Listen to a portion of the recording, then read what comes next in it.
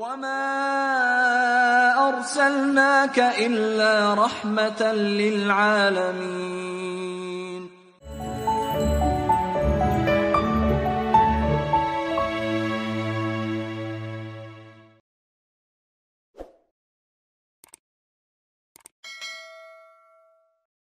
Assalamualaikum warahmatullahi wabarakatuh. Alhamdulillahi rabbil alamin. La hawla wa la quwata illa billahil aliyil azim. Subhanaka la ilma lana illa ma'allamtana innaka antal alimul hakim. Subhana man qala fil qur'anil karim, inna hadzal qur'an yahdi lillati hiya aqwam.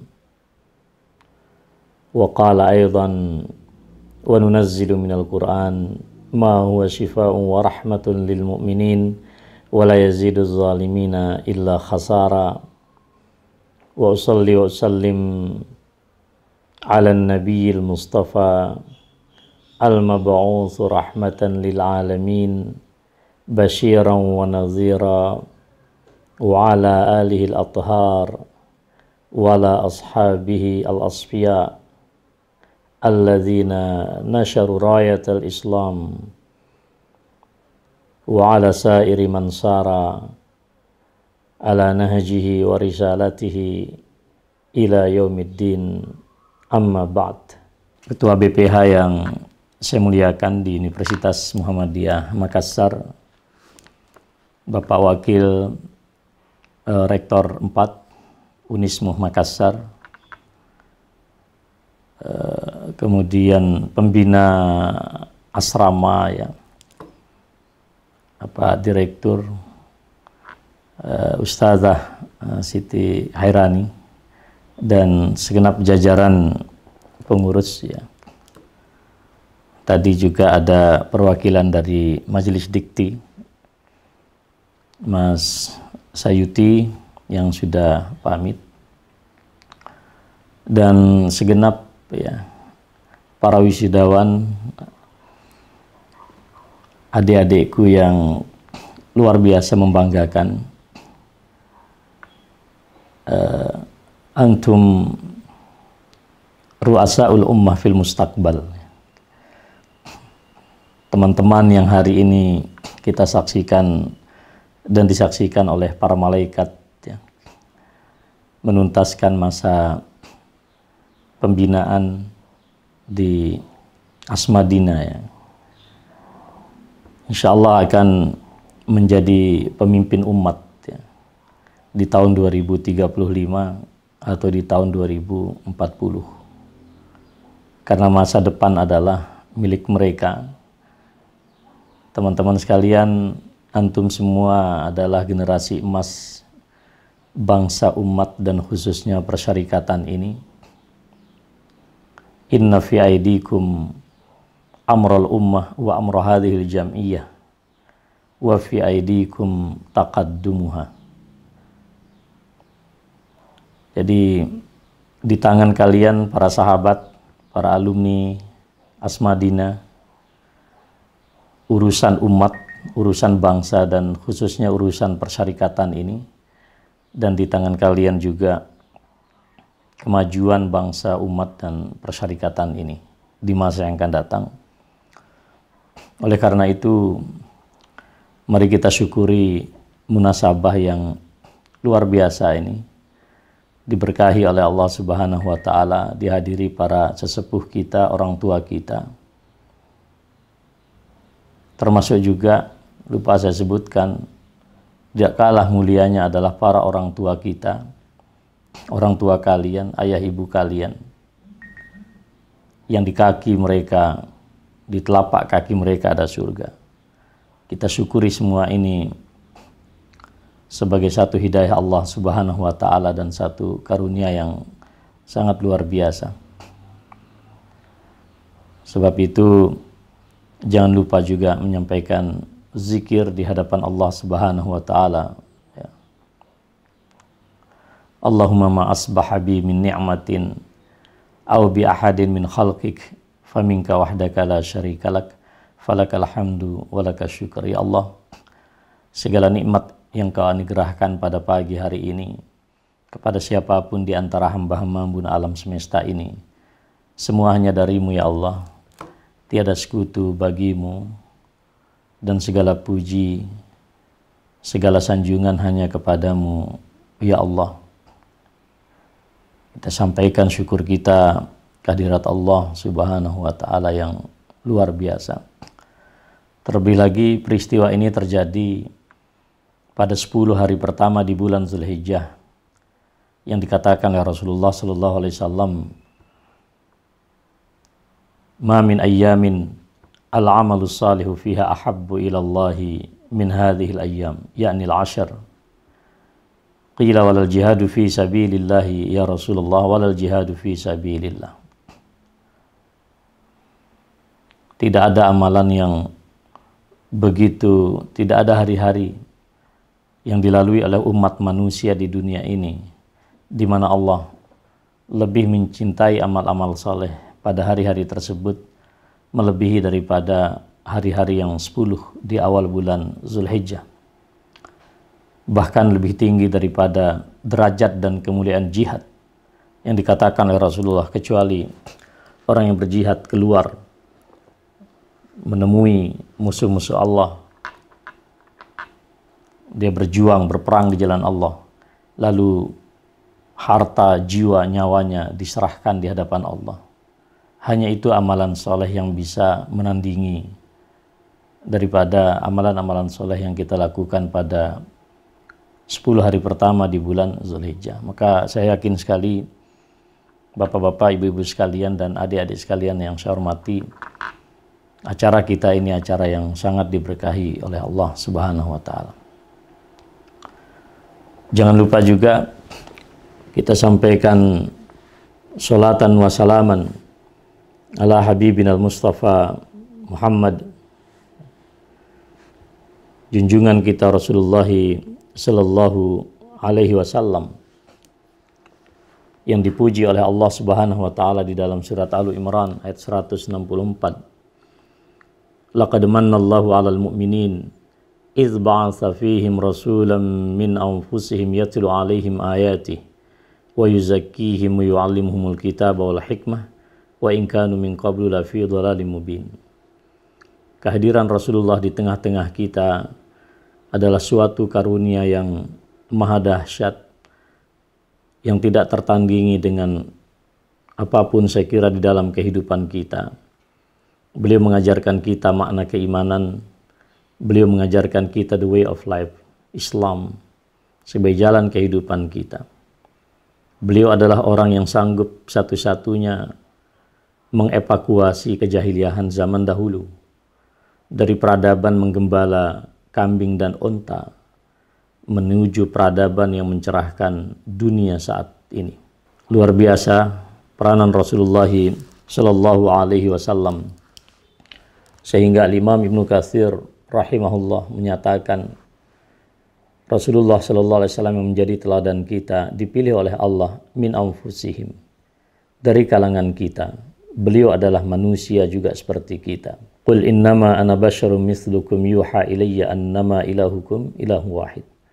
Beliau adalah manusia biologis seperti kita, tapi juga beliau menjadi teladan bagi semua umat manusia. Beliau adalah anak muda yang sangat luar biasa karakter dan akhlaknya. Pada masa beliau muda, di kalangan masyarakat yang penuh dengan budaya jahiliyah, beliau sanggup menjadi pemuda yang berkarakter. Maka beliau juga menjadi teladan bagi anak muda. Beliau orang pernah dilemahkan, maka beliau juga menjadi teladan bagi orang-orang yang lemah. Beliau pernah dizalimi, beliau juga menjadi teladan bagi orang-orang yang dizalimi. Beliau juga diperlakukan dengan cara-cara yang sangat biadab, yang barangkali kita tidak menghadapi apa yang beliau rasakan. Beliau pun teladan dalam diri kita sebagai orang-orang yang menderita. Beliau juga seorang yang sangat dihormati dalam struktur sosial masyarakat Arab saat itu. Maka beliau pun juga teladan bagi para pemuka masyarakat. Beliau adalah seorang pemimpin negara. Beliau adalah yang melakukan korespondensi terhadap semua pemimpin dunia masa itu. Maka Muhammad juga menjadi teladan bagi para pemimpin di dunia sekelas apapun dia. Laqad kana lakum fi Rasulillahi uswatun hasanah. Beliau juga seorang pebisnis, karena sejak muda beliau juga pergi melakukan suatu perjalanan dunia internasional sampai ke Syam, jauh dari Mekah. Maka beliau juga teladan bagi para pedagang. Beliau juga seorang pemimpin militer, karena beliau menjadi panglima utama di dalam peperangan. Maka beliau juga teladan bagi para militer. Beliau juga seorang pembuat hukum, legislasi. Maka beliau adalah juga teladan bagi para aktivis politik dan parlemen di dunia manapun. Beliau juga seorang kepala rumah tangga. Maka beliau juga menjadi teladan bagi kita para ayah dan ibu.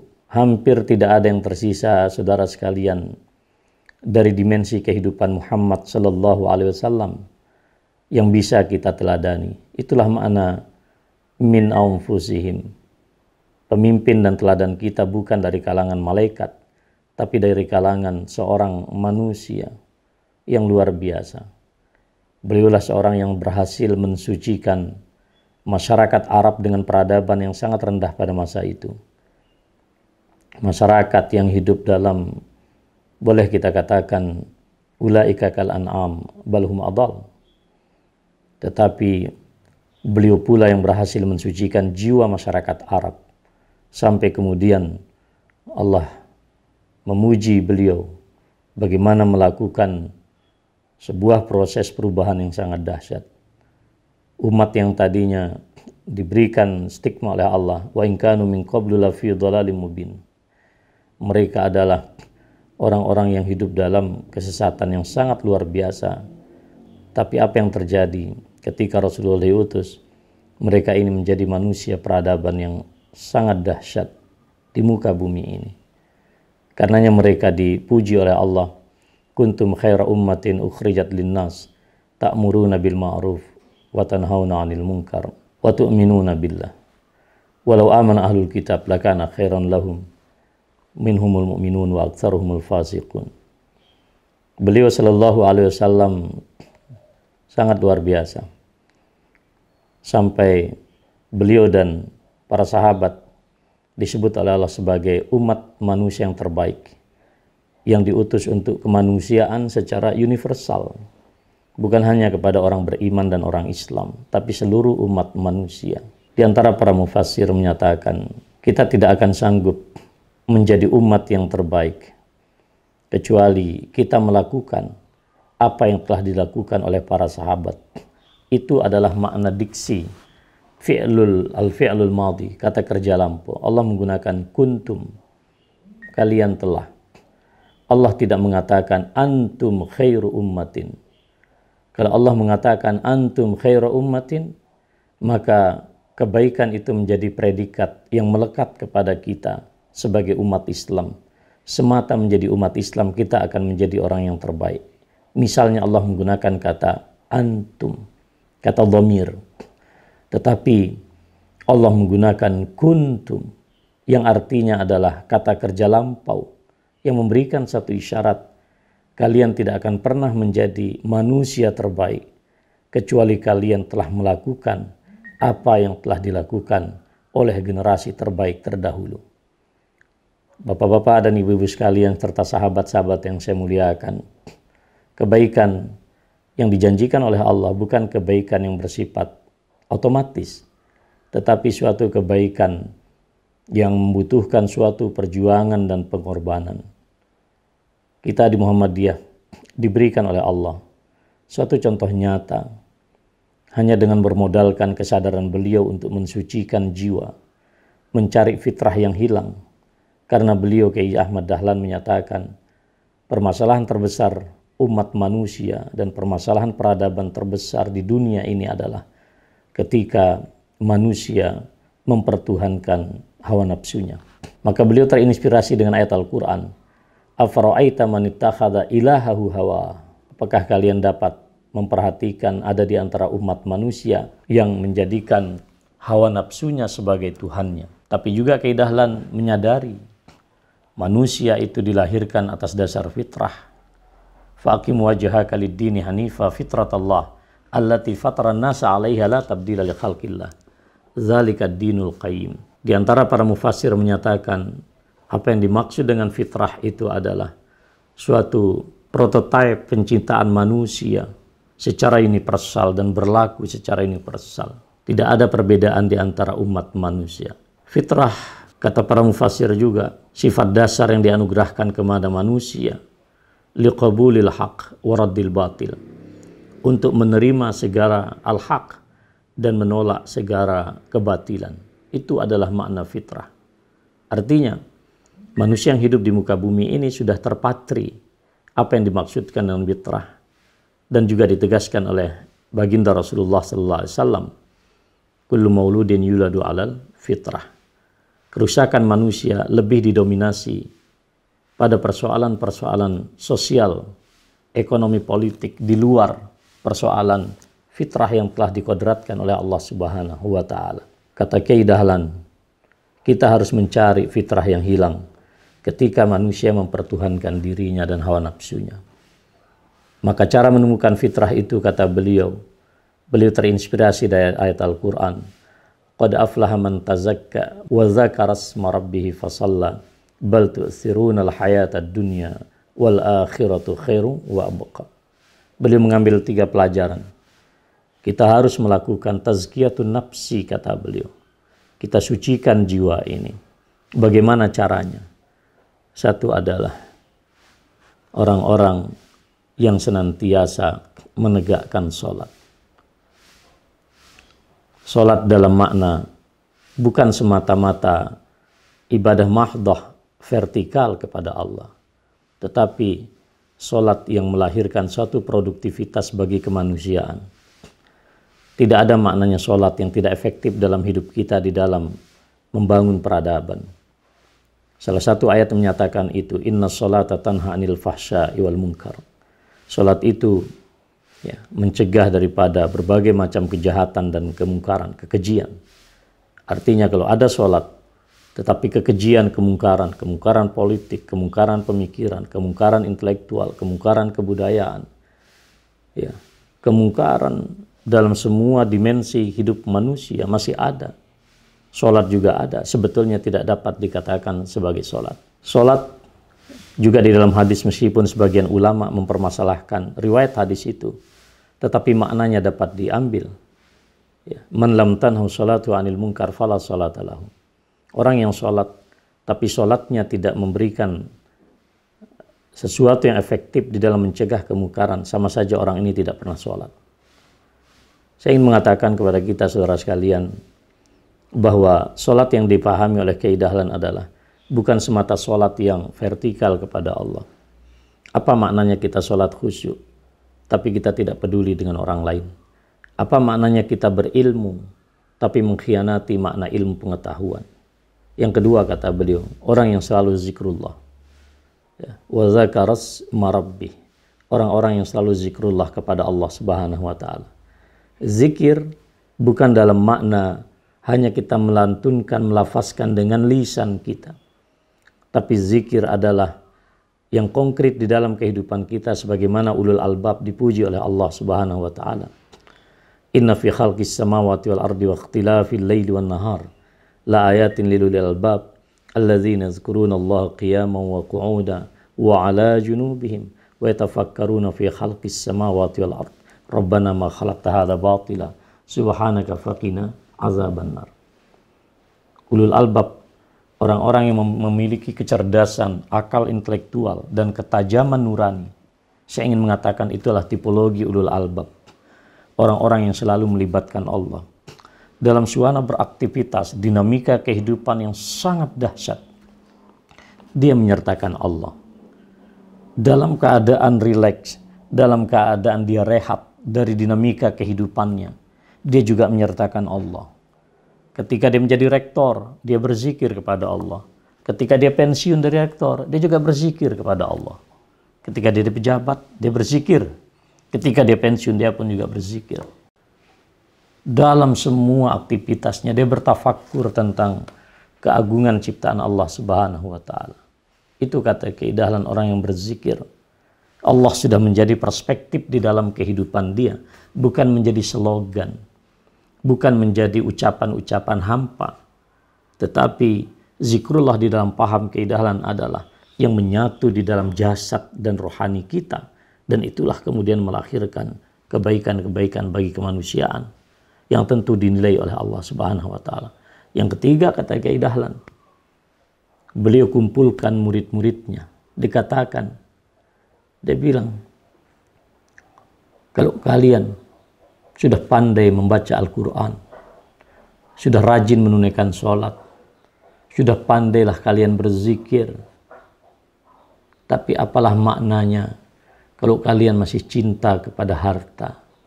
Harta masih menjadi tujuan hidup kalian. Sebagaimana dikatakan oleh Rasulullah SAW,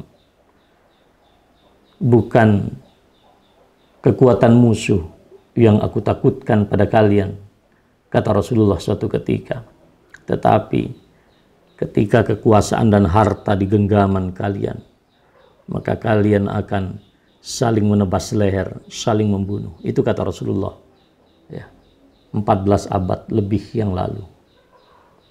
Maka Kiai Dahlan mengatakan tidak.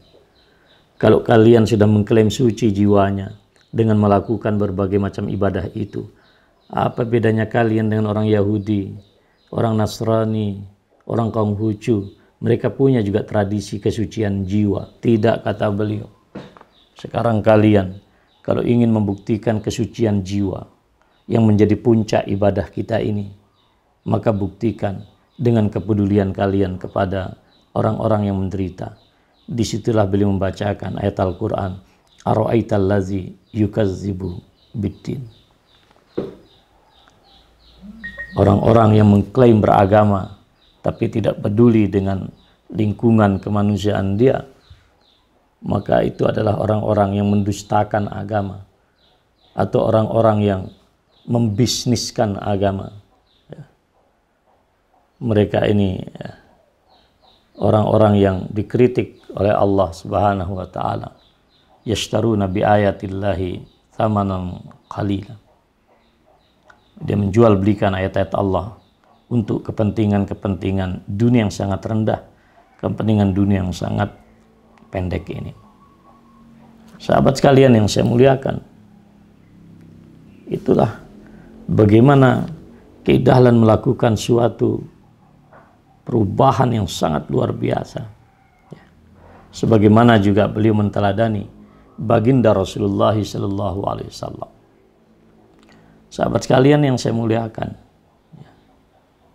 Kiai Dahlan mengajarkan kita bagaimana memaknai secara konkret kehadiran Al-Quran di tengah-tengah kita. Beliau mengajarkan kita bagaimana menerjemahkan semua kalam Allah yang ada di dalam Al-Quran dalam bentuk nyata peradaban kemanusiaan. Beliau juga mengajarkan kepada kita bagaimana kita harus menjaga fitrah yang luar biasa anugerah Allah ini. Saudara sekalian yang saya muliakan dan adik-adik yang saya banggakan, ya. Pada Muktamar Muhammadiyah tahun 2005 di Malang, jelang 1 abad, Muhammadiyah mengeluarkan satu keputusan yang sangat luar biasa, yaitu pernyataan Muhammadiyah jelang 1 abad. Muhammadiyah memberikan suatu kritik yang sangat dahsyat, di mana manusia menghadapi suatu persoalan, yaitu adalah sekularisasi kehidupan. Kehidupan mereka jauh daripada makna Allah Subhanahu wa taala. Mereka mengalami suatu proses dehumanisasi. Manusia tercerabut dari hakikat kemanusiaannya yang sejati. 5 tahun berikutnya pada Muktamar 1 abad di Yogyakarta, Muhammadiyah menerbitkan juga tentang isu-isu kemanusiaan. Muhammadiyah menyatakan manusia modern kehilangan kanopi spiritual. Manusia modern kehilangan payung rohaniah di dalam hidupnya, sehingga hidupnya kemudian menjadi disoriented. Kehidupan kita ibarat pesawat terbang yang sangat megah, tapi tanpa navigasi. Pada saatnya bahan bakarnya akan habis. Ya, saya kira dia akan mengalami satu malapetaka yang sangat dahsyat. Begitu juga manusia. Para hadirin undangan dan adik-adik yang berbahagia. Suasana inilah kemudian yang dipotret oleh para psikolog kita, manusia modern saat ini, dan khususnya adik-adik ini. Kalian adalah generasi milenial, generasi di mana eksistensi manusia sebagai hamba Allah dan khalifatullah alal ard itu direduksi sedemikian rupa, dibiaskan semua sedemikian rupa dengan tradisi baru yang bersifat virtual atau maya. Kita hidup di dalam suasana dan realitas baru yang sama sekali belum dialami oleh orang tua kita terdahulu, apalagi mbah kita Kiai Dahlan rahimahullah. Kita menghadapi satu budaya sensasi yang luar biasa. Ya. Jadi saudara sekalian yang saya muliakan, sensasi manusia bukan hanya pada aspek-aspek sosial nanti yang saya sampaikan dan politik, tetapi dalam keagamaan pun juga demikian. Internet sekarang lebih berkuasa daripada Imam Bukhari, Imam Muslim. Situs-situs tertentu di internet itu lebih berkuasa daripada Abu Hurairah radhiyallahu ta'ala. Sehingga ada di antara para ilmuwan mengatakan, kita sekarang ini secara sadar atau tidak sadar sudah membentuk satu agama baru yang disebut dengan cyber religion. Agama cyber, agama internet. Al-haq wal batil al-hasabil internet. Parameter hak dan batil itu adalah terserah apa kata internet. Al-halal wal haram maqalahu internet. Halal dan haram, apa yang dikatakan internet sekarang. Sampai-sampai kemudian ada di antara para kritikus zaman ini mengatakan kita juga membentuk kenabian baru yang disebut dengan cyber prophetic. Nubuwatul internet. Kenabian itu bukan lagi di dalam Al-Quran, di dalam wahyu, tetapi kenabian itu ada di dalam internet. Lebih jauh lagi seorang ilmuwan Israel, Harari, juga mengatakan akan tiba saatnya manusia tidak lagi menjadi hamba bagi Allah Subhanahu wa Ta'ala, tapi dia akan menjadi hamba sahaya bagi teknologi yang dia ciptakan sendiri. Inilah budaya yang sangat luar biasa, dan ke depan realitas kalian adalah realitas yang sangat keras. Bentuknya memang hening. Dunia maya itu kan hening, sepi, tapi sebetulnya sangat keras. Orang hanyut di dunia maya tidak seperti hanyutnya orang di sungai, sederas apapun bisa dikejar. Setidaknya na'udzubillah min dzalik, jika dia mati jasadnya pun bisa ditemukan. Tapi hanyut di dunia maya, di dunia virtual, mungkin akan menjadi benda hilang yang takkan bisa diketemukan lagi sampai nanti kita berhadapan dengan Allah di yaumul mahsyar. Jadi saudara sekalian, sahabat yang saya muliakan, kita mengalami budaya yang serba sensasi. Eksistensi orang bukan dalam kemuliaan yang hakiki. Eksistensi orang, ya, kemuliaan, kehormatan orang sekarang ini tergantung seberapa dia eksis di internet. Ada banyak orang dikenal betul oleh publik di internet, tapi tidak dikenal oleh anak-anaknya. Ada orang yang begitu peduli kepada orang yang di dunia maya, tapi dia tidak pernah peduli dan empati kepada istrinya. Ada anak yang begitu kenal dengan artis-artis yang eksis di dunia maya, tapi dia tidak pernah tahu siapa sebetulnya ayah dan ibunya yang paling hakiki. Kita mengalami suatu paradok kehidupan seperti yang dikatakan oleh Muhammadiyah. Orang yang hidup dalam suasana seperti ini, sahabat sekalian, akan kehilangan reasoning. Dia tidak tahu mengapa dia melakukan sesuatu dan mengapa dia tidak melakukan sesuatu.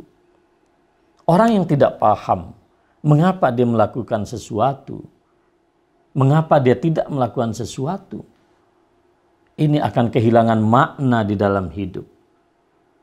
Kalau Anda bertanya kepada saya, mengapa saat ini misalnya Anda bersedekah?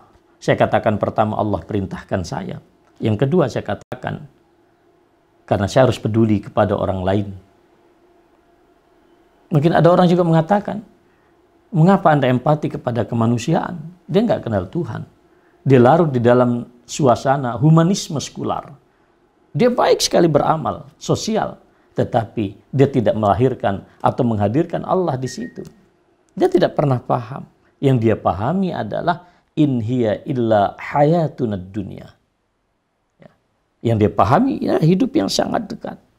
Orang seperti ini kadang tidak empati. Mungkin dia berempati kepada manusia, tapi dia lupa juga berempati kepada Allah. Kalau tidak segera kita recovery, maka persoalan ini akan menembus jantung pertahanan kemanusiaan kita yang paling dalam.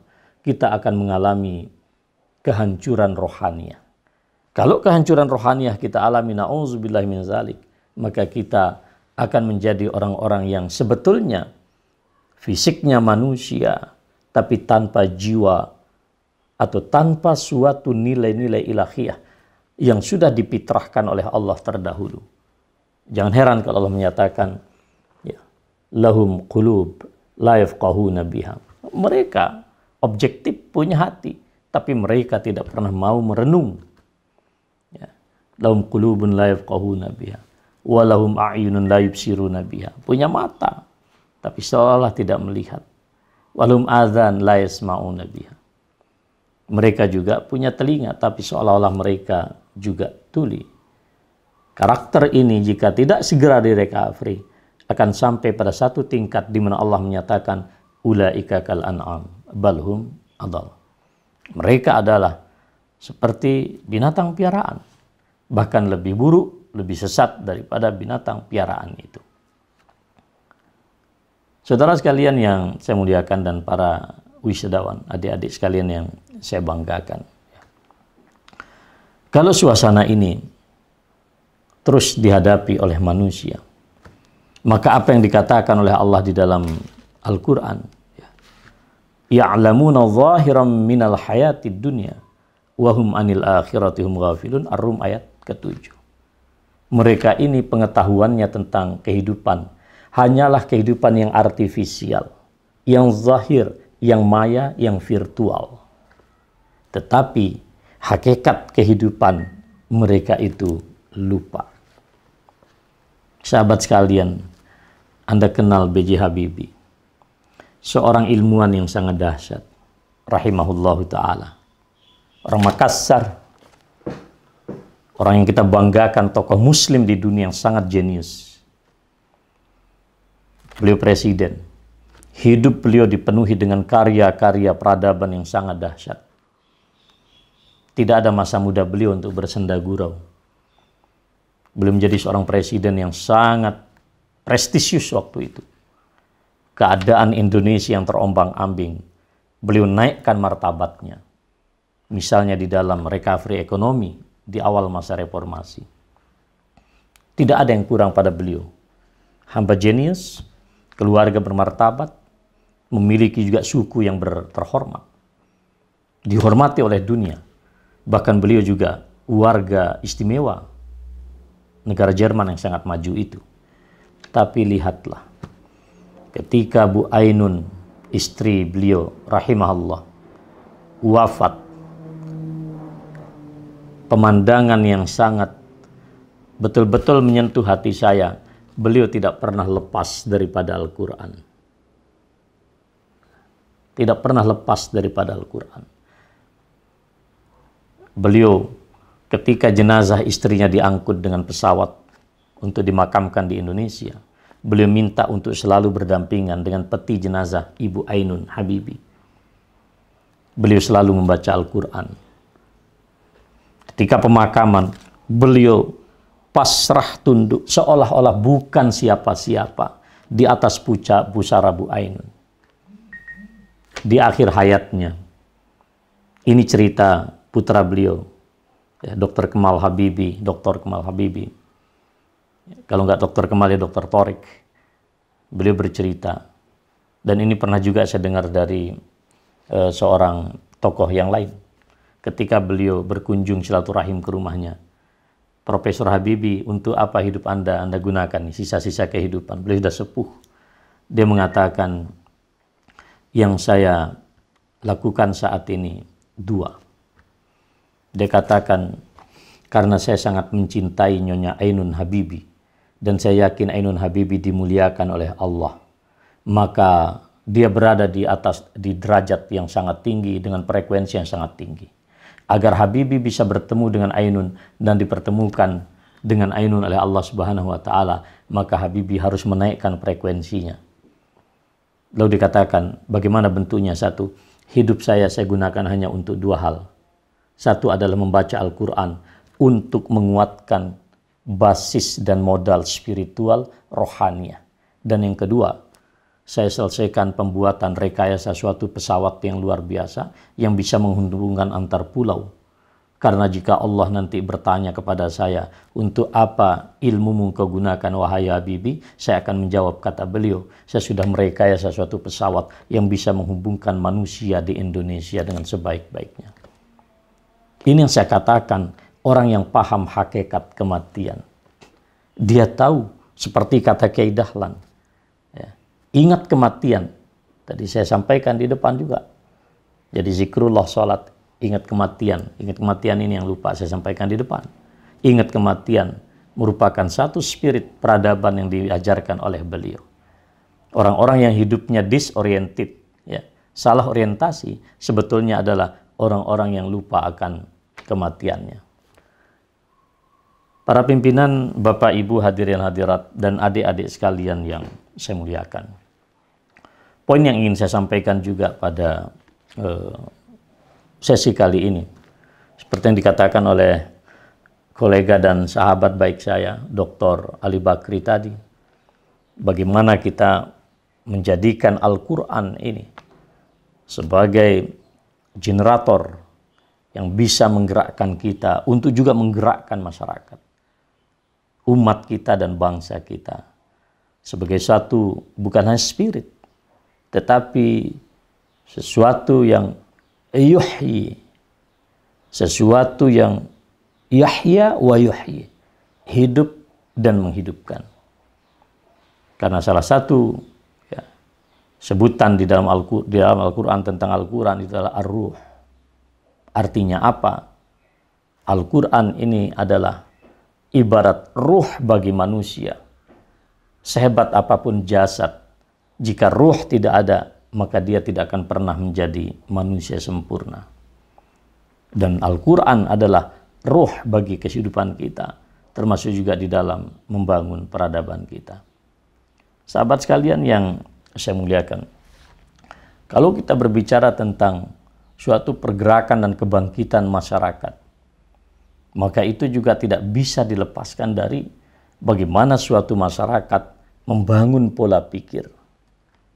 Di dalam kajian yang lain saya katakan,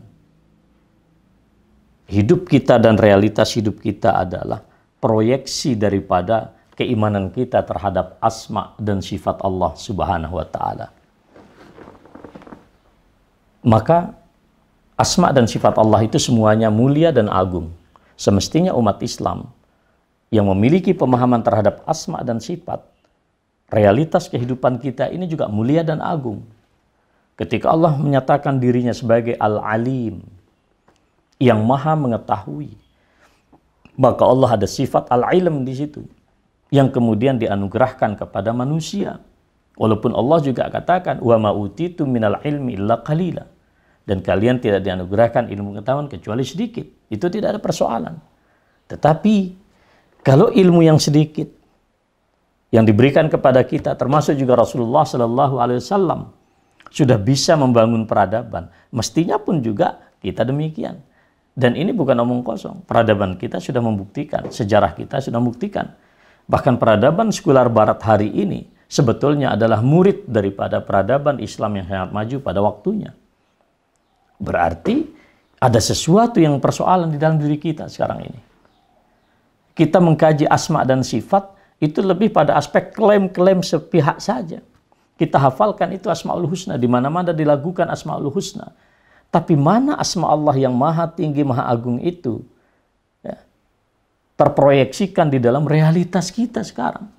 Jadi kalau Muhammadiyah seperti kata Dr. Sayuti tadi, punya 160 sekian perguruan tinggi, sebetulnya itu adalah ikhtiar hanya untuk mewujudkan bahwa Allah itu maha alim, umat Islam pun juga diberikan ilmu pengetahuan, maka adanya perguruan tinggi adalah perwujudan daripada asma Allah dan sifatnya yang kita teladani itu.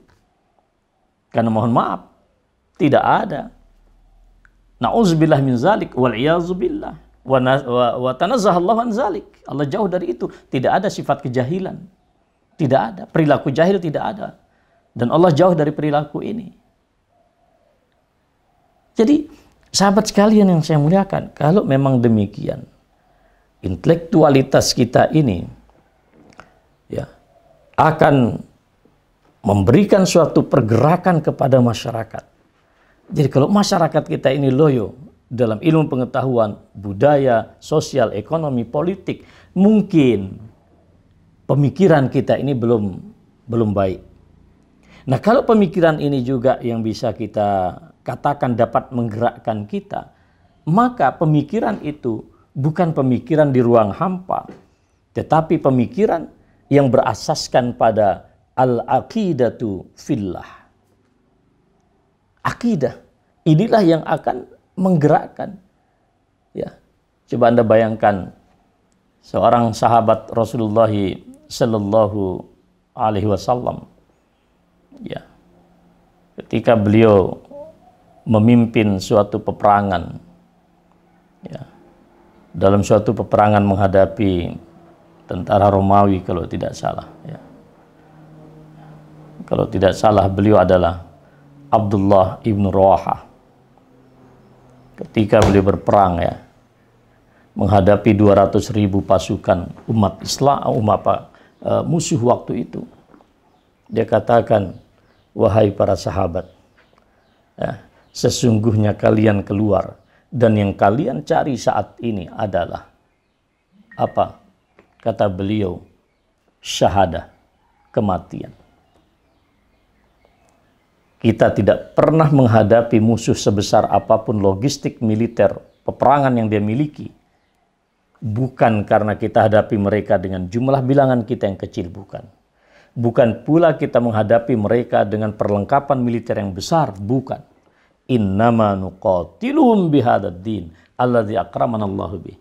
Kita hadapi mereka, kita lawan mereka, kita perangi mereka dengan agama ini yang dengannya Allah muliakan kita.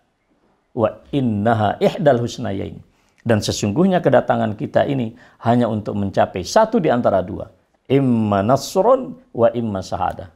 Apakah kita berjaya, kita kalahkan mereka dalam peperangan militer. Kalau kita mati, maka ada satu pilihan lagi yang tersisa, mati sebagai para syuhada Allah Subhanahu wa taala. Itu dikatakan oleh beliau. Ya kan? Sampai-sampai Anda kenal Tariq bin Ziyad, ya. Nahnu qaumun ibta'atsana Allahu linukhrijal ibad min ibadatil ibad ila ibadati rabbil ibad. Kita ini komunitas yang diutus oleh Allah untuk menyelamatkan manusia dari penyembahan sesama manusia menuju penyembahan Allah pencipta manusia. Ya. Dari otoritarianisme agama-agama menuju kepada keadilan Islam. Itu yang saya katakan, suatu pemikiran pergerakan kebangkitan yang didasarkan pada syahadat la ilaha illallah Muhammad Rasulullah. Dengan inilah kemudian kita bisa memahami apa sesungguhnya realitas alam kehidupan kita ini. Alam ini apa? Kita bisa memahami man nahnu. Ya, lagu yang paling populer ini man ana, ya kan? Siapa saya? Sekarang saya katakan ma huwal insan, ma huwal insan. Kita pahami diri kita, di mana kita, dan kita pahami pula ruang kehidupan kita ini. Karena baik itu semesta, manusia, ataupun kehidupan kita, semuanya adalah makhluk Allah Subhanahu wa taala yang berfungsi hanya dua. Satu adalah semua ini termasuk kita, alam semesta, ruang waktu kita ini sebagai bukti bahwa ada yang ditunjukkan, yaitu Allah Subhanahu wa taala. Ya kan? Dan yang kedua, selain menjadi bukti atas keagungan Allah, tapi juga Mereka diciptakan oleh Allah untuk bertasbih dan menghambakan diri kepada Allah. Wa im min syai'in illa yusabbih bihamdi walakin la tafqahuna tasbihahum. Semua tidak ada. Semua yang ada di muka bumi ini. Hatta mouse yang saya pegang ini, ya. Ini alat receiver untuk suara yang saya pegang juga. Sehingga Bapak Ibu bisa mendengarkan. Semuanya adalah hamba Allah yang bertasbih dan bersujud kepada Allah. Dan kita tidak pernah tahu. Mau kemana kita dengan semua ini? Allahu ghayatuna. Allah yang akan menjadi tujuan kita. Modal ini harus kuat. Jadi adik-adik sekalian sekarang, tadi saya sudah sampaikan bagaimana realitas kehidupan milenial di masa datang. Bahkan kita akan diprediksi untuk menjadi hamba bagi teknologi yang telah diciptakan oleh manusia. Di luar itu kita juga menghadapi berbagai macam tantangan-tantangan pemikiran dan ideologi yang luar biasa. Satu ideologi misalnya sosialisme dengan berbagai macam turunannya yang tidak meyakini Tuhan, bahkan menyatakan kehidupan mereka ini hanyalah kehidupan yang bersifat materialistik. Tapi juga di sisi yang lain, meskipun masih melibatkan Tuhan, kapitalisme dengan segala turunannya itu tetap saja mereka memiliki satu orientasi memisahkan antara Allah Subhanahu wa taala sebagai Sang Pencipta dengan realitas kehidupan kita ini. Ketika Rasulullah di hadapan para sahabat, la tattabi'anna sunan man kana qablakum shibran bi shibrin wa zira'an bi zira' hatta law dakhalu hujra dabbin dakhaltum. Ya. Jadi kalian ini akan mengikuti tren dan kehidupan orang-orang terdahulu. Sejengkal demi sejengkal, sehasta demi sehasta, jika mereka masuk lubang biawak, karena kagumnya kalian secara buta, kalian masuk juga lubang biawak. Para sahabat bertanya, apakah mereka itu Yahudi dan Nasrani wahai Rasulullah? Dijawabnya, kalau bukan mereka siapa lagi? Jadi kalau kita berbicara isme-isme yang eksis sekarang, termasuk juga komunisme dan lain-lain yang lagi ramai di Indonesia, mohon maaf saya katakan, tidak lepas daripada dua paradigma besar. Paradigma al-maghdub alaihim dan paradigma ad-dallun. Tidak ada kesesatan yang ketiga sebetulnya selain dua kesesatan yang dinyatakan oleh Allah di dalam surat Al-Fatihah. Maka kita diminta untuk mendoa, kita menjadi kelompok yang apa? An'amallahu alaina. Kalau dalam Al-Fatihah, ya kan? Alladzina an'amta alaihim ghairil maghdubi alaihim waladdallin. Jelas sebetulnya karakter kita, tipologi kita ini sudah jelas. Maka Ibnu Taimiyah menyatakan, kalau ada orang-orang pembesar, para pemikir, tokoh bangsa, tokoh masyarakat, kok kemudian bertindak dengan tidak semestinya, maka sesungguhnya dia adalah Yahudi yang berbaju Islam. Kalau ada masyarakat awam yang rusak, maka sebenarnya dia adalah Nasrani berbaju Islam. Tapi mohon maaf saudara sekalian, saya katakan, ini akidah kita. Bukan dalam konteks kemudian kita pamer-pamerkan ke orang lain.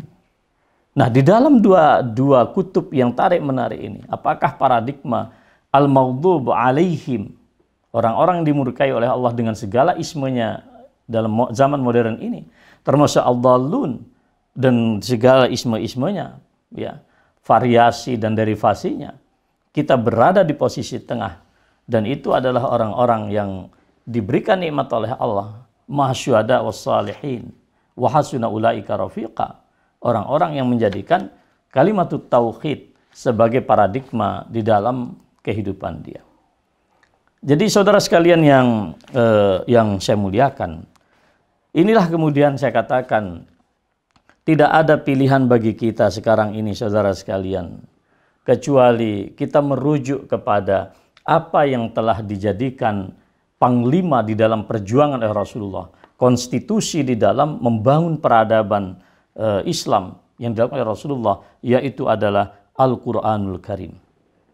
Al-Quranul Karim, sahabat sekalian yang saya katakan, ya, beliau di sini ibaratkan, ya, luar biasa. Ya. Kita lihat di sini, awaman kana mayyitan fahyainah wa ja'alna lahu nuran yamshi bihi fin nas kama masaluhu fi zulumat, ya. Laisa bi kharijim minha. Kita ini sudah terang benderang. Allah ciptakan cahaya bagi kita. Cahaya inilah yang akan menjadi navigasi kita. Allah juga nyatakan wa anna hadza sirati mustaqiman fattabi'u. Ini jalanku yang lurus, ikuti dia. Wala tattabi'us subul. Jangan ikuti berbagai macam jalan dan paradigma, isme-isme yang tentu bertentangan dengan kita. Orang-orang yang terjerat di dalam satu kegelapan zulumat, ya, kegelapan paradigma hidup, kegelapan ideologi, mereka sulit untuk kemudian meninggalkan ideologi itu. Jadi jangan heran kalau ada orang yang sudah pemikirannya aneh-aneh, sulit sekali dia akan keluar mengevakuasi diri dari pemikiran-pemikiran yang sedemikian rupa. Allah juga menyatakan di dalam Al-Quran, surat Ibrahim, ya, ayat yang pertama, Alif Lam Ra, Kitabun anzalnahu ilaika litukhrijan nas minaz zulumati ilan nur biizni rabbihim ila siratil azizil hamid. Coba kita perhatikan ayat ini. Jelas sekali jaminan. Belum lagi Allah juga menyatakan di dalam banyak sekali ayat Al-Quran lain, wa nunazzilu minal Qur'an ma huwa shifaa'un wa rahmatun lil mu'minin. Ketika manusia menghadapi berbagai macam penyakit multidimensional di era milenial saat ini, kita mau cari obat kemana coba? Jadi makanya tadi saya tidak begitu komentari apa yang disampaikan oleh Ustadz Ali Bakri, Zamili wa Habibi tentang COVID. COVID itu kecil aja. Nah, COVID ini hanya mengajarkan kepada kita ini terlalu materialistik. Maka Allah tegur kita dengan satu makhluk Allah yang tidak terlihat dari mata kita, tidak terlihat. Tetapi dia merubah peradaban manusia saat ini.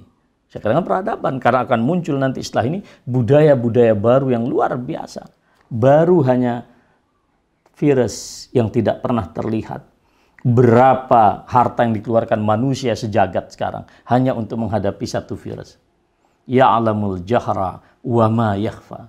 Allah tahu yang terang menderang, tapi juga Allah tahu yang tidak terlihat dengan mata kita. Jadi luar biasa. Ini kecil saja kalau saya. Jangan terlalu risau dengan COVID. Ini kecil saja. Kita gunakan sajalah standar protokol yang terjadi.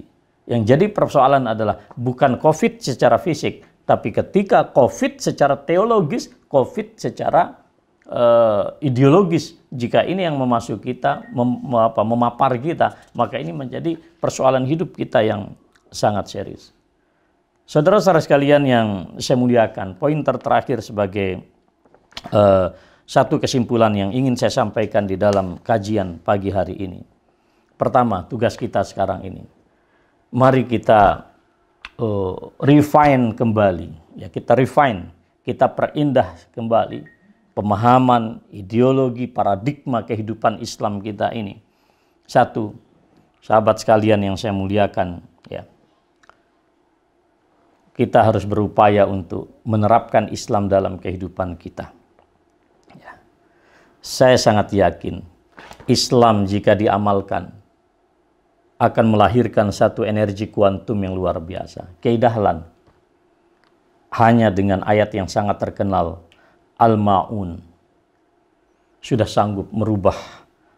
Walaupun kita mengatakan tidak seluruh Indonesia berubah, tapi saya tidak bisa membayangkan kalau Indonesia ini tanpa keterlibatan dan kelahiran Muhammadiyah. Orang sering lupa dengan sejarah. Padahal sejarah itu dalam Islam, dalam Al-Quran adalah sumber ilmu pengetahuan. Laqad kana fi qasasihim la'ibratun liulil albab. Bagi orang-orang yang memiliki kecerdasan intelektual dan nurani yang suci, itu akan menjadikan sejarah sebagai frame untuk mengambil dan menimba ilmu seluas-luasnya. Kita lupa itu. Kiai Dahlan tidak berangkat dari teori pembebasan Barat. Beliau berangkat dari Al-Quran. Lahirnya Unismuh di Makassar, jauh dari Kauman, itu adalah karena getaran dan resonansi Al-Quran, bukan karena teori-teori sekular yang dikembangkan oleh para sebagian ilmuwan. Bukan. Kalau saya ditanya apa yang menggerakkan Kiai Dahlan, Al-Quran. Bagi Kiai Dahlan, Al-Quran itu hidup dan menghidupkan. Tapi bagi kita, sebagian kita, Al-Quran itu mati dan juga mematikan. Na'udzubillah min zalik. Alumni Asmadina nggak boleh seperti itu. Harus berlaku seperti Kiai Dahlan. Membawa Al-Quran, ya, Yahya wa yuhyi. Dia hidup dan juga menghidupkan. Dia bergerak dan juga menggerakkan. Dia menjadi orang baik, tapi juga melakukan perbaikan. Tidak cukup jadi orang baik. Harus melakukan perbaikan. Dan ini sesungguhnya lah rahmat Allah. Wa ma arsalnaka illa rahmatan lil alamin. Jadi ini yang pertama, saudara sekalian. Mari kita menancapkan kesadaran kita yang kuat. Bagaimana kita mengaktualisasikan dan mengamalkan ajaran Islam ini. Poin yang kedua yang saya katakan, dakwah kewajiban yang melekat pada diri setiap muslim. Ingat, ud'u ila sabili rabbika bil hikmah wal mau'izatil hasanah wajadilhum billati hiya ahsan. Itu fi'lil amri al-mufrad. Kata perintah yang diadreskan, yang dialamatkan kepada person, bukan kepada komunitas. Wajibnya kita berdakwah sama dengan wajibnya kita menunaikan sholat. Ini yang sering dilupakan. Kalau Allah menyatakan wa aqimis sholata li zikri, tegakkanlah sholat untuk mengingatku, kata Allah. Di situ digunakan fi'lul amri lil wahid. Kata kerja perintah untuk satu komunikan, lawan bicara. Maka sama dengan ud'u ila sabili rabbik. Disinilah Rasulullah SAW menyatakan balighu anni walau ayah. Oleh karena itulah, saudara sekalian yang saya muliakan, wajibnya dakwah sama dengan wajibnya kita sholat. Seberapa kemampuan Anda, itu persoalan lain. Maka ketika Allah menyatakan di dalam Alu Imran, wal takum minkum ummatun yad'una ilal khair wa ya'muruna bil ma'ruf wa yanhauna 'anil munkar wa ulaika humul muflihun, wal takun minkum. Para ulama menyatakan, termasuk juga di dalam kitab Usulud Dakwah punya Syekh Abdul Karim Zaidan, dikatakan ini menunjukkan jika persoalan-persoalan dakwah yang kompleks, yang rumit, yang tidak bisa dilakukan oleh individu-individu, maka harus dilakukan secara kolektif organisasi. Contoh, kita menghadapi rancangan undang-undang haluan ideologi Pancasila misalnya. Ini kan kemungkaran konstitusi. Tidak bisa dihadapi oleh Ustadz Ali Bakri, oleh Fatur Rahman Kamal. Sendiri nggak bisa. Kita harus sinergi antar elemen umat ini. Maka PP Muhammadiyah mengeluarkan statement. Ormas-ormas berkumpul, bergabung, MUI bergerak, semua organ umat ini bergerak. PP Muhammadiyah mengumpulkan tokoh-tokoh agama, memberikan statement bersama. Ini bukan hanya masalah umat Islam. Ini umat, ini bangsa kita yang menghadapi persoalan. Ini adalah kewajiban yang fardu kifayah. Tetapi dalam konteks individual, personal, kita wajib melakukan dakwah karena kita muslim. Bukan karena kita alumni asrama, bukan. Karena perintahnya adalah sedemikian rupa. Ya kan? Qul hadhihi sabili ad'u ilallahi ala basiratin ana wa manittaba'ani. Ini jalan kepada Rasulullah. Aku menyeru manusia kepada jalan keselamatan di atas jalan ini. Dan siapa lagi yang ikut menyeru? Orang-orang yang mengikutiku. Apa maknanya? Orang yang tidak mau menyeru kepada kebaikan Islam, sama saja dia tidak mau ittiba kepada Rasulullah sallallahu alaihi wasallam. Poin yang kedua. Poin yang ketiga. Ketika kita menghadapi berbagai macam tantangan-tantangan ideologi dan pemikiran yang bertentangan dengan Islam ini, saya katakan, kita sebagai sarjana di sini, belum sarjana ya, tetapi alumni santri ya, santri di Asmadina ini memiliki kewajiban untuk memberikan pencerahan kepada umat. Kadang narasi-narasi dan wacana itu begitu memukau di hadapan masyarakat, tetapi tujuan kita adalah wajib memberikan penjelasan kepada umat manusia. Kita bertanggung jawab. Ya. Liyuhiqqal haqqa wa yubtilal batil. Kita tunjukkan mana yang hak adalah hak, yang batil mana batil. Walaupun kita ini akan dibenci, walaupun kita ini akan dipersekusi misalnya. Tetapi saya katakan para dai harus siap dengan itu. Kalau Anda ingin menjadi dai, tidak mau dipersekusi, tidak mau kemudian dibully, jadi artis saja. Nggak usah jadi dai. Menjadi seorang dai harus punya di situ. Punya semangat, punya girah di situ.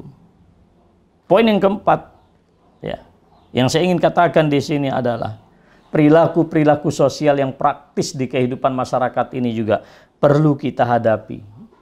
Perlu kita berikan pencerahan kepada umat kita. Perilaku bisnis kita korup, wailun lil mutaffifin. Mereka rusak timbangan-timbangan di dalam bisnis. Bukan hanya timbangan bisnis yang rusak, timbangan politik kita kacau balau. Yang kuat semakin hebat menipu masyarakat misalnya. Kekuasaan bukan lagi untuk memberikan suatu maslahat kepada rakyat misalnya. Anda bisa bayangkan perilaku-perilaku politik seperti ini juga kemungkaran politik. Muhammadiyah meskipun bukan organisasi politik, tapi dia harus juga melakukan tindakan-tindakan konkret di dalam menghadapi kemungkaran-kemungkaran politik. Sekarang ini isu COVID luar biasa menjadi komoditas politik sekarang, menjadi bancakan. Itulah mengapa sekelas Pak Din Samsudin, orang tua kita Profesor Amin Rais ingin mengajukan judicial review terhadap undang-undang COVID misalnya. Karena apapun penyelewengan dana di situ tidak boleh dituntut. Bayangkan, itu tertulis loh di dalam pasal-pasal itu. Dan itu sudah resmi menjadi undang-undang. Lah ini bagaimana kalau kita diam? Ya kita sama dengan syaitanun akhras. Kita ini adalah setan yang bisu. Poin kelima sahabat sekalian. Jangan pernah tertipu dengan dunia yang spektakuler. Barat yang begitu luar biasa. Sehingga orang tersipu. Wah, Barat itu maju karena mereka meninggalkan agamanya. Dia lupa. Orang Islam mundur karena meninggalkan agama. Seolah-olah ketika orang Barat mengalami sekularisasi, dia pisahkan Tuhannya, dia pisahkan rumah ibadahnya dari realitas sosial. Seolah-olah kemudian mereka mengalami suatu kemajuan. Tidak. Monggo teman-teman membaca kembali surat Al-Hijr ayat 80-84. Walaqad kazzaba ashabul hijril mursalin wa atainahum ayatina fakanu anha mu'ridin wa kanu yanhituna minal jibali buyutan aminin fa akhadhathumus sayhatu musbihin fama aghna anhum ma kanu yaksibun. Kurang apa peradaban masyarakat Madain yang didakwahi oleh Nabi Saleh di utara Saudi berbatasan dengan Yordania saat ini. Mereka bisa memahat gunung-gunung bebatuan yang keras jadi hotel-hotel mewah. Hari ini saya kira tidak ada. Tapi apa yang terjadi? Mereka ingkar dengan Allah, ayat-ayat Allah. Dihembuskan angin, diperdengarkan suara gemuruh yang sangat dahsyat di pagi hari. Pencapaian peradaban materi mereka nggak bermakna apa-apa. Jangan risau dengan itu, sahabat-sahabat sekalian yang saya muliakan. Kalau Anda membaca beberapa poin yang saya sampaikan tadi, terakhir, tolong Anda baca 7 pokok pikiran dasar di Muqaddimah Anggaran Dasar. Semuanya ada di situ. Hidup kita untuk menegakkan tauhid. Hidup kita adalah kehidupan manusiawi yang berdimensi kemanusiaan, harus menebar kebaikan kepada kemanusiaan. Yang ketiga, hanya hukum Allah yang bisa memberikan jaminan kemaslahatan hidup manusia di dunia dan akhirat. Yang keempat, kita harus berjuang untuk menegakkan masyarakat Islam yang sebenar-benarnya. Ya. Kemudian yang kelima, semua jalan perjuangan ini hampa kecuali mengikuti dan menteladani cara berjuang Rasulullah SAW. Ya. Yang keenam, karena al-haq ini harus terorganisir, tersistem. Kata Ali bin Abi Thalib, al-haqqu bila nizam, yaglibuhul batil bin nizam. Kebenaran yang tidak tersistem, tidak terorganisir, tidak termanage dengan baik akan dilampaui dan dikalahkan oleh kebatilan yang terstruktur dan tersistematis. Maka organisasi persyarikatan menjadi penting dalam pandangan Muhammadiyah. Wa ma la yatimul wajibu illa bifawajib. Jika sesuatu tujuan perjuangan tidak akan tercapai dengan suatu sarana organisasi, maka bagi kita berorganisasi, bermuhammadiyah ini menjadi suatu kewajiban. Untuk apa? Untuk berdakwah. Yang ketujuh, target kita adalah mewujudkan baldatun thayyibatun wa rabbun ghafur. Kita makmur, ya, damai, sentosa, aman, tapi juga dipastikan kita berkumpul kembali di surga Allah Subhanahu wa taala. Saya kira demikian. Nasrun minallahi wa fathun qarib wa basyiril mu'minin. Wassalamualaikum warahmatullahi wabarakatuh.